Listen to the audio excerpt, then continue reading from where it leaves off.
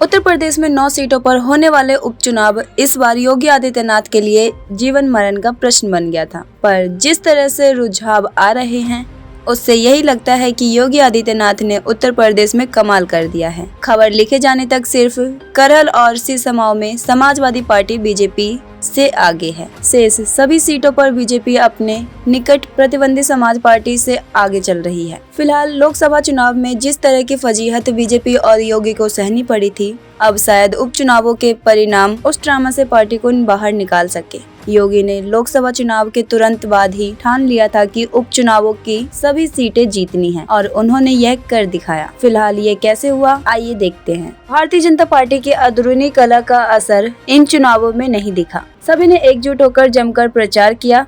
इसका अंदाजा इस बात से लगाया जा सकता है कि चुनाव के अंतिम हफ्ते में योगी ने 5 दिन में 15 रैली की। योगी सरकार ने 9 सीटों पर सरकार के 30 मंत्रियों की टीम 30 को मैदान में उतारा था। डिप्टी सीएम केशव प्रसाद मौर्य ने भी सभी 9 सीटों पर एक चुनावी सभा को संबोधित किया। उनका पूरा जोर फूलपुर और मझवा सीट पर रहा है। उप मुख्यमंत्री ब्रजेश पाठक ने भी उपचुनाव में 9 सीटों पर एक रैली की। दूसरी ओर आरएसएस भी इस बार पूरे जोर शोर के साथ बीजेपी प्रत्याशियों के प्रचार में लगा हुआ था। लोकसभा चुनाव के दौरान आरएसएस की नामौजूदगी का नतीजा रहा कि बीजेपी को बड़े पैमाने पर नुकसान उठाना पड़ा था। योगी आदित्यनाथ का नारा बटेंगे तो कटेंगे की चर्चा यूपी से अधिक महाराष्ट्र के चुनावों में थी। उत्तर प्रदेश में इस नारे की चर्चा ही नहीं होती, विशेषकर उपचुनावों में तो बिल्कुल भी नहीं। पर इस नारे को जीवनदान यूपी में समाजवादी पार्टी के मुखिया अखिलेश यादव ने दे दी। अखिलेश यादव और उनकी पार्टी ने इस नारे को खिल्ली समझकर इसका खूब मजाक उड़ाया। ये केवल अपने कोर वोटर्स को खुश करने के लिए किया गया था, पर उल्टा पड़ गया। दूसरी ओर योगी आदित्यनाथ ने लगातार कानून व्यवस्था और बेरोजगारी पर अपने को फोकस रखा। पुलिस की वैकेंसी आई और परीक्षा हुआ, उसका रिजल्ट भी आया। छात्रों की मांग पर एक परीक्षा को कैंसिल किया गया तो नॉर्मलाइजेशन पर रोक भी लगाई गई। योगी आदित्यनाथ तमाम आलोचनाओं के बाद भी बुलडोजर न्याय और एनकाउंटर न्याय पर अड़िग रहे,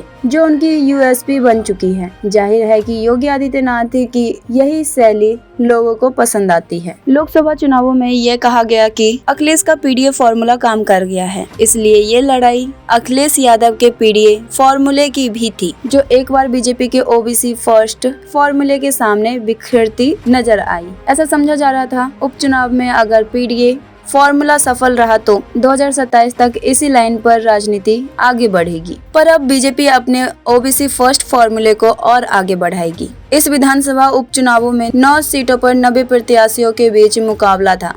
सभी 9 सीटों पर बीजेपी, एसपी और बीएसपी के बीच त्रिकोणीय मुकाबला रहा, पर सीधी टक्कर बीजेपी और एसपी के बीच ही रही। 2022 विधानसभा चुनावों में इन 9 सीटों में 4 सीटें समाजवादी पार्टी के पास है, जबकि एनडीए के पास 5 सीटें थी, जिसमें बीजेपी के पास 3 और सहयोगी दलों के पास 2 सीटें थी।